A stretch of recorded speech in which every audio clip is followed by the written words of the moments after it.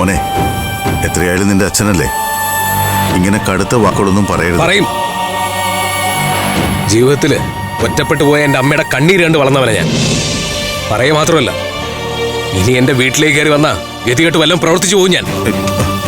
അതിന് ഞാൻ മോന്റെ വീട്ടിൽ കയറിയില്ലല്ലോ, പുറത്തല്ലേ നിൽക്കുന്നത്. ഇവിടെ നിൽക്കാൻ പോലും എനിക്ക് അവകാശമില്ലേ?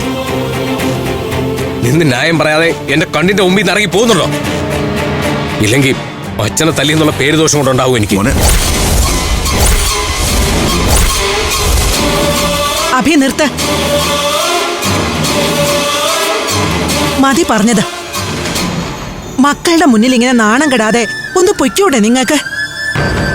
സ്വൈരം കെടുത്താനായിട്ട് വന്നോളൂ. നിന്റെ ഈ ദേഷ്യം കാണുമ്പോ എനിക്ക് നിന്നോടുള്ള വാത്സല്യം കൂടുന്നതേ ഉള്ളൂ. അതിനെയും കൂടിക്കൊണ്ടേയിരിക്കും.